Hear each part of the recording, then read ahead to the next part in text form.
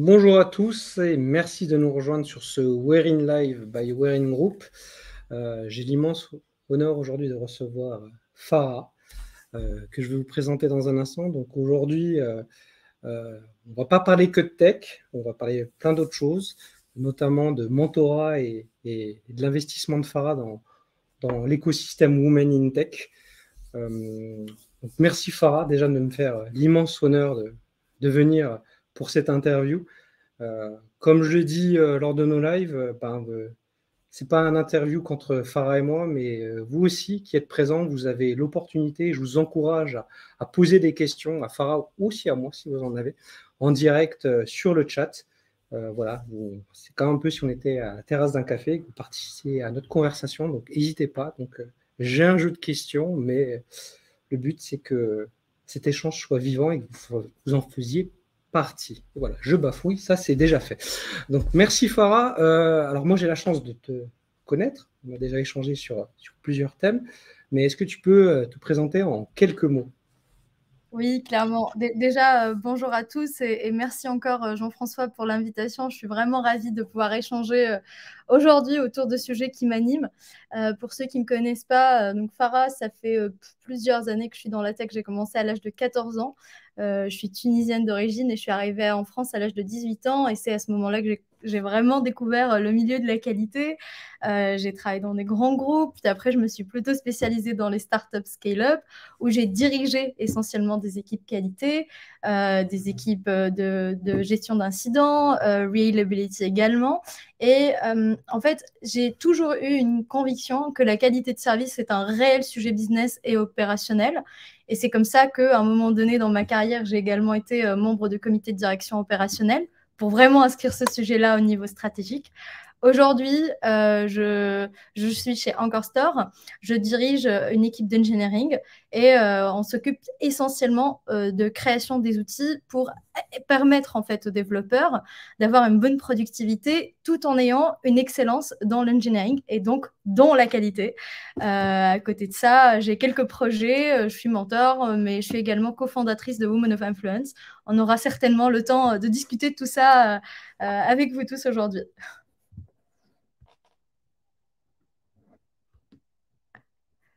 Je pense que tu es mute, Jean-François. Tout à fait, merci. Ce que je trouve intéressant dans ton parcours, c'est tu es une femme dans la tech, tu viens du monde de la qualité logicielle, donc tu as été une espèce de head of quality avant, maintenant tu t'occupes de l'engineering, donc des postes d'head of engineering en venant du test, c'est relativement rare, donc déjà félicitations. Et on parle souvent d'engineering et de quality engineering ensemble. Moi, j'aimerais que tu nous précises un peu comment tu as mis en place cette démarche de quality engineering et notamment de quality assistance dans tes différentes fonctions par le passé et présentes aujourd'hui. Alors, très bonne question. On va dire que moi, j'ai connu vraiment le monde tech professionnel dans les années 2012. À ce moment-là, c'était vraiment au départ les postes de qualité, on va dire, et voire même MOA. Hein, à l'époque, c'était ce jargon-là classique. Donc, du coup, c'était vraiment des tests manuels, etc. Puis par la suite, j'ai connu également la phase d'automation, où tout le monde était à la recrue de personnes sur l'automation. Et donc, j'avais mis en place ça chez Dassault Systèmes, notamment, où vraiment j'avais mis en place le framework d'automation. Et à l'époque, c'était CQLI, pour ceux qui se remémorent ce bel outil du passé. Et puis, par la suite, chez MongoPay et Litchi, j'avais vraiment envie d'inscrire la qualité d'une manière différente, dans une dimension un peu plus globale, où à ce moment-là, vraiment, l'idée, c'était d'avoir des équipes qualité que ce soit sur la partie shift left, mais aussi shift right, donc de la spécification jusqu'au monitoring, jusqu'à la gestion d'incidents. Donc, on avait vraiment une panoplie assez large. C'était vraiment un sujet aussi plutôt important dans ce contexte-là, parce qu'on était dans un contexte réglementaire, fintech bancaire, donc ça faisait sens aussi que la qualité ait cette dimension-là. Et puis, assez récemment, quand j'ai rejoint Anchor Store, c'était encore un nouveau challenge et encore une nouvelle phase. J'imagine que vous avez tous entendu de la quality assistance et voire même du no QA. Aujourd'hui, chez Anchor Store, la vision, on est vraiment à une vision de développeur XP, qui vient d'ailleurs de bouquins de Team Typology. Je ne sais pas ici si certains d'entre vous sont familiers avec cette vision, mais en fait, la vision, c'est de se dire, on a des développeurs, on veut que les développeurs pensent à la qualité dès le départ et soient eux-mêmes responsables de l'automation, du test et du code coverage et en fait de tout ce qui va jusqu'à même à la performance de ce qu'ils délivrent. Et donc, du coup, on est là, mes équipes d'ingénierie sont là pour créer les outils, typiquement configurer les pipelines, s'assurer qu'on a les bons automatismes en termes de process quand on fait des releases pour que les quality gates soient check. Et par la suite, on supporte les ingénieurs, on crée une culture, on fait des workshops, on fait du support pour que ces ingénieurs-là deviennent eux-mêmes experts de la qualité. Donc, je suis partie vraiment de très, très loin, on va dire, du QA manuel jusqu'à aujourd'hui. En réalité, on est dans une vision, mais tout autre, qui est les ingénieurs, on les aide à devenir experts de la qualité. C'est super intéressant. Si vous êtes intéressé, il y a une très belle conférence de Mano Ano qui ont mis ça en place à la Paris Test Conf qui est disponible sur leur chaîne YouTube. Moi, ce qui m'intéresse, c'est comment tu as mis en place ou surtout, ça va être quoi les prérequis si on veut mettre en place du quality engineering, sachant que cette démarche, mon petit disclaimer, c'est tout le monde ne peut pas le faire. Tu as parlé de culture, tu as parlé de compétences. C'est pas peut-être transposable en mode copier-coller. Si tu devais donner des conseils sur dire voilà mes prérequis, voilà mes attentions particulières, voilà sur ce que je me suis trompé, qu'on l'a mis en place et voilà comment on s'est adapté, je pense que ça peut intéresser ceux qui nous écoutent. Et n'hésitez pas si vous avez des questions sur le chat aussi à poser à Farah. Clairement. Alors, en fait, c'est une question qu'on me pose souvent, notamment, tu vois, quand je mentore des CTO, des VP Engineering, ils me disent souvent, Farah, comment je fais pour mettre en place la quality engineering dans mes équipes? En fait, la première chose, c'est qu'il faut comprendre son environnement. Tous les environnements ne sont pas propices à ce que, par exemple, tes développeurs automatisent tes tests. Il y a des développeurs qui ont assez de seniorité, qui ont déjà eu à faire ça dans le passé et qui connaissent très bien ce que c'est les quality gates, etc. Il y en a d'autres qui n'ont jamais eu à faire avec ça et qui ont toujours eu, par exemple, des testeurs manuels ou des QA qui ont fait ça pour eux. Et donc, du coup, se sont toujours déresponsabilisés, donc ils sont pas encore prêt à ça. Donc, il faut vraiment voir déjà son environnement, voir l'expertise en fait de ces développeurs sur le sujet. Mais en fait, quand on parle de automation, de test, d'excellence, productivité, etc., on pense souvent à l'engineering. Sauf que malheureusement ou heureusement, à vous de voir, c'est pas le seul maillon dans la chaîne de création de valeur business. Il y a aussi les équipes produits. Et généralement, tout commence aux équipes produits, puisque tout commence à la spécification.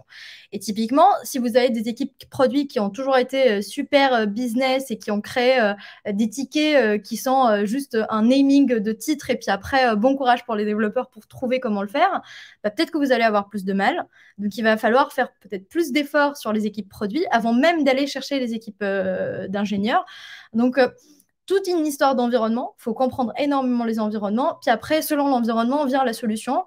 Et tout le monde ne peut pas partir sur du no-QA ou sur du quality assistance ou sur du quality engineering. C'est vraiment du cas par cas. C'est vraiment, il faut comprendre. Mais si votre environnement, en tout cas, il est propice pour ça, si en tout cas vos products sont assez experts et créent de bons tickets, si vos engineering sont assez seniors, etc., maintenant, le nerf de votre solution, c'est les outils. En fait, il faut que vos outils soient tellement bien faits, soient tellement proches de l'écosystème du développement ou de la spécification, qu'ils soient super user-friendly et faciles à utiliser et pas du tout painful pour votre écosystème. Et c'est sur ça qu'on travaille là actuellement chez Encore Store. Moi, mes équipes ont fourni des efforts vraiment monumentaux pour comprendre quels sont les meilleurs outils qui vont avec, par exemple, les frameworks back-end, front-end qu'on a, comment il faut architecturer nos tests, quels sont les best practices sur lesquels il va falloir qu'on vraiment on s'attarde. Est-ce que, par exemple, il faut commencer par du component testing ou plutôt plus haut dans le pyramide de test. Et en fait, là, vraiment, c'est une histoire de compréhension, de mise en place plutôt d'outillage qui soit le plus adapté, encore une fois, à votre environnement.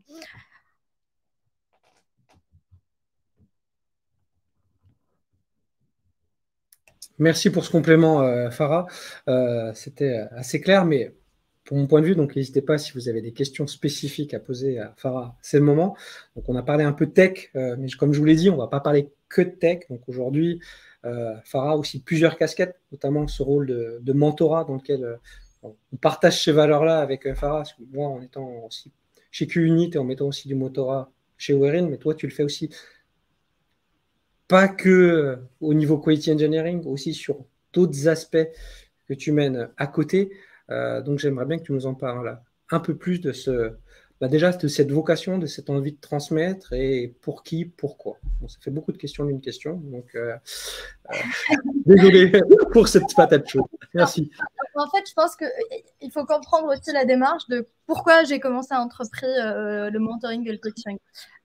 Pour ceux qui ne me connaissent pas, moi j'ai vraiment la chance d'accéder à un poste de responsabilité assez jeune, à l'âge de 24 ans.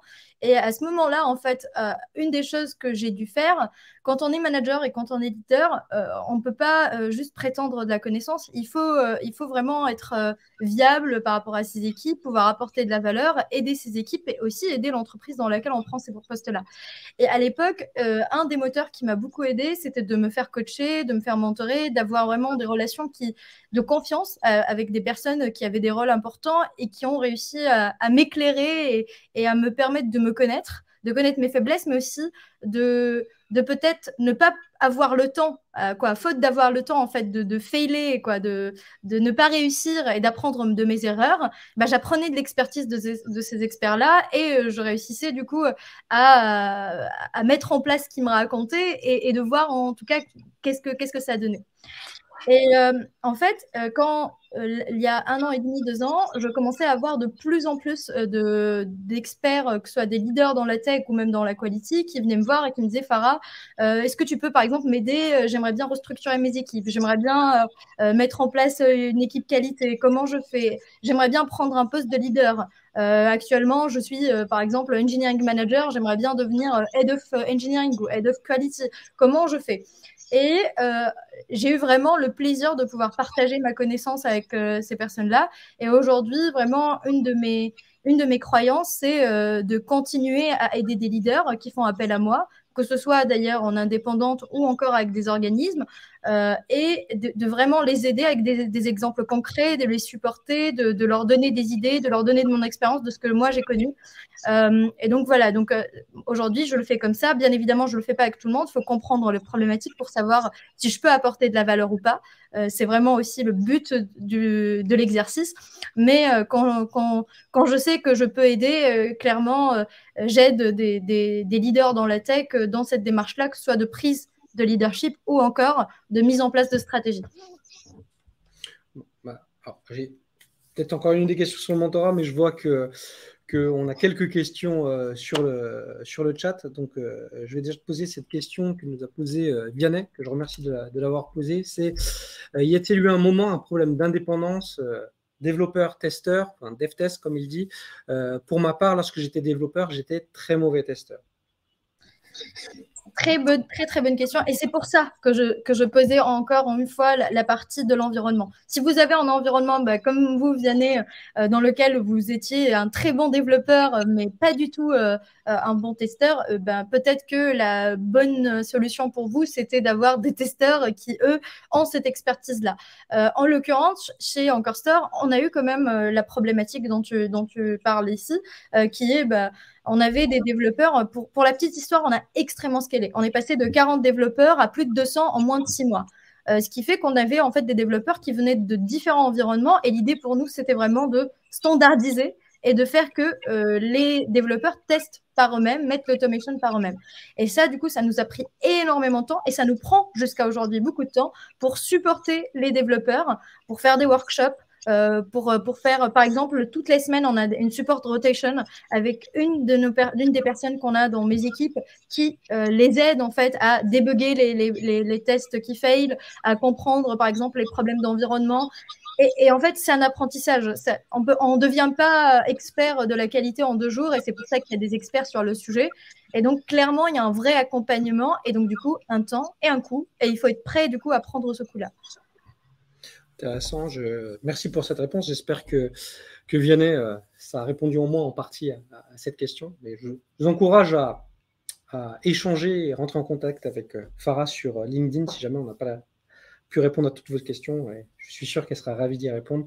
Et notamment, il y a Philippe qui a posé une question qui est proche, qui était est-ce que les développeurs ont les qualités, mais aussi les motivations pour concevoir et exécuter des tests et est-ce qu'ils, quand bien même ils auraient ce temps disponible. Donc, peut-être, pour moi, tu as répondu en partie de la question. Les questions sont proches. Peut-être que tu veux mettre un complément d'information. Exactement. Sur le temps disponible, parce que je vois également que il me semble que c'était Yves Richard qui a posé la question sur le Q&A, sur le temps supplémentaire.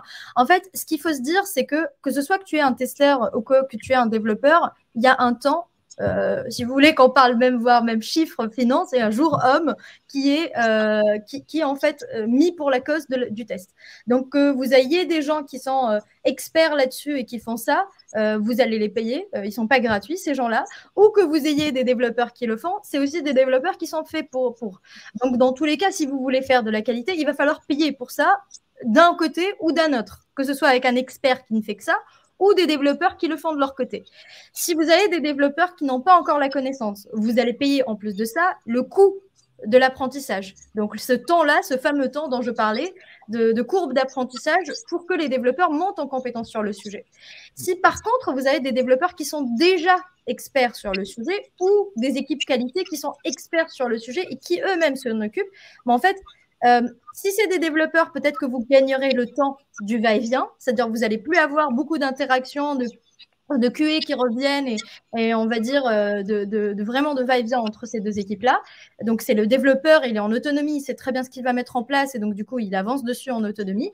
Si c'est des experts qualité, eh ben, vous allez payer le coût des allers-retours entre les deux équipes. Donc, dans tous les cas, le coût est là.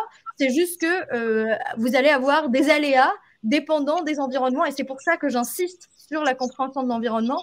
Parce que tout environnement, on ne peut pas émettre les mêmes stratégies parce que chaque stratégie, elle a un coût. Tout à fait. Alors, on a encore d'autres questions. Je vais encore en prendre une auquel je pense qu'on peut reproduire rapidement. Et donc, je suis désolé de ne pas répondre à toutes les questions tout de suite techniques et des sujets notamment sur la partie mentorat et Women in Tech qu'on aimerait aborder avec Farah.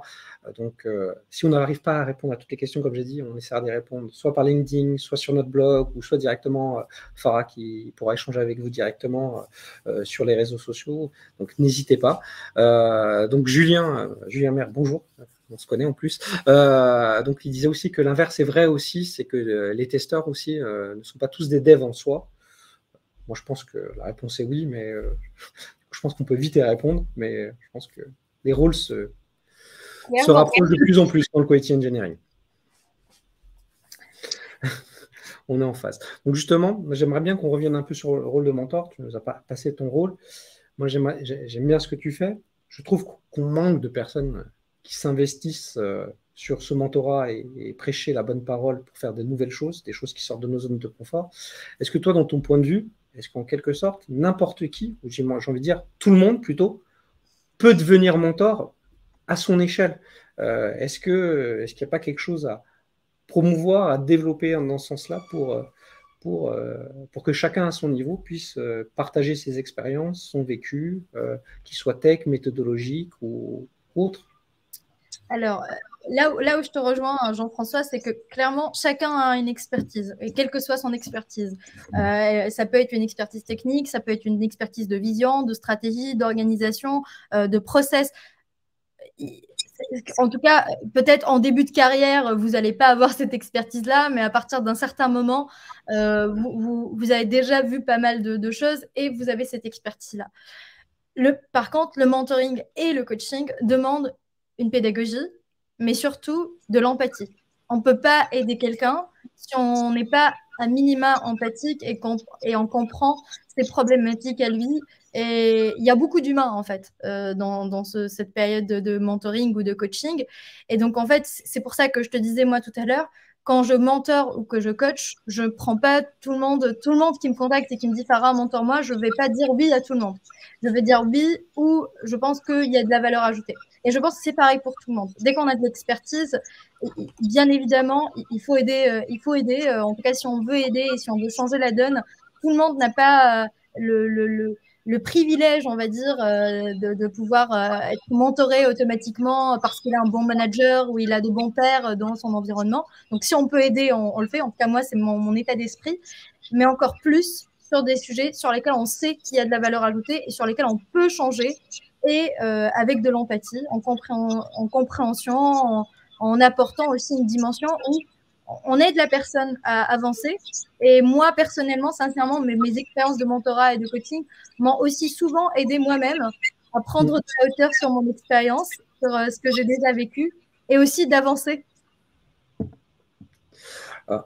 Ouais, tu as plein de pouces levés qui s'activent quand tu dis ça, et je suis assez en phase avec toi. C'est apprendre et partager. En général, c'est donnant-donnant. On apprend beaucoup du contexte des autres, émotionnel, technique, organisationnel, contextuel. Et en général, quand on veut apprendre quelque chose, on est obligé aussi d'aller travailler ses compétences profondes parce qu'on veut être totalement crédible en quelque sorte, et on veut être sûr d'accompagner la bonne personne sur le bon chemin.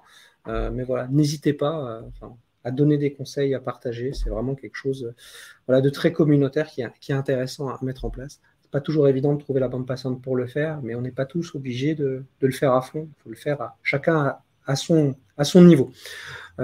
Tu milites aussi énormément, Farah, pour le rôle des femmes dans la tech, quel que soit le niveau dans la tech.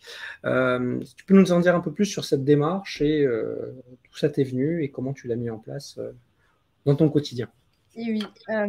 Donc, comme je disais, moi, j'estime que j'ai eu toujours beaucoup de chance d'avoir été toujours dans un environnement bienveillant qui a su me propulser. Et d'ailleurs, pour la petite histoire, je n'ai jamais été féministe. Je n'ai jamais été, je me suis jamais déclarée en tant que femme combattre en tout cas, tous les stéréotypes, etc. J'ai jamais été dans cet état d'esprit-là. Et par contre, plus en fait j'avançais dans ma carrière, plus je prenais des rôles à responsabilité, mais surtout quand ça commençait à être des rôles stratégiques qui touchaient au business, en fait j'allais dans des meetings et je me retrouvais la seule femme. Et vraiment, c'était pas arrivé genre une fois, c'est arrivé une dizaine, une quinzaine de fois où j'allais à des meetings, des meet-up, des dîners par exemple avec des VC ou des business angels où j'étais la seule femme. Et ça me choquait énormément en fait de me retrouver seule. D'être la seule à table pour représenter une catégorie de population. Et c'est en fait à ce moment-là que j'ai commencé à m'intéresser à ce qui se passait dans la tech pour les femmes. Et à l'époque, une amie à moi, Siam Alali, qui en fait organisait des dîners de CTO femmes, avait fait ce mouvement-là de dîner CTO femmes. Et donc, j'ai jump in dans ces dîners-là. On a commencé à discuter. Et de là est venue l'idée, avec Siam, Ludi et Florence, de se dire qu'il y a vraiment quelque chose à faire pour permettre aux femmes d'accéder en tout cas dans la tech, d'accéder à plus de postes d'exécutifs, de pouvoir y rester, parce que ça aussi, c'est un énorme challenge. Accéder à un poste, c'est déjà une étape, mais rester dans ces postes-là, c'est encore une autre. Et par la suite, le Graal, pouvoir évoluer et d'aller au-delà de l'exécutif, aller demain entreprendre, être investisseuse dans des boards, etc. Et donc, c'est comme ça qu'on a lancé un mouvement, Women of Influence, il y a quelques mois, avec vraiment l'idée d'avoir une communauté fermée de femmes exécutives qui se réunissent pour échanger dans un environnement sain, on va dire, et qui se permet du coup de se mentorer aussi, de discuter, de relever les tabous et de pouvoir évoluer collectivement. On a fait un premier événement là il y a quelques semaines où on a réuni plus de 90 femmes CTO, DSI de partout de la France et voilà, le mouvement continue et on espère que les chiffres changeront parce qu'aujourd'hui, les chiffres également parlent de ce manquement en fait des femmes CTO dans les boards typiquement. Oui, tout à fait. D'ailleurs, on a mis quelques liens dans le chat pour voir un peu le Women of Influence, mais aussi d'autres liens qui sont intéressants comme, que je ne dise pas de bêtises, Team Topology ou coachingcto.com. Allez-y, on vous a aussi mis le lien vers le LinkedIn de Farah et sa newsletter qu'elle publie régulièrement. Donc, voilà. N'hésitez pas à aller voir des compléments d'information là-dessus. Sur ce sujet, on a une question de Fatima Zara qui te demande c'est quoi les difficultés que tu as eues en tant que femme, toi? Le fameux plafond de verre, peut-être qu'on va parler de ça. En fait, c'est peut-être une réponse super naïve et je pense que ça vient aussi du fait que comme j'ai eu des postes à responsabilité assez jeunes, etc., j'avais la fougue de la jeunesse. En fait, j'étais souvent, je banalisais tellement les situations et je sautais dans la situation avec 2 pieds dans le plat et j'avais pas peur parce que j'étais totalement insouciante et donc j'avais pas vu des difficultés.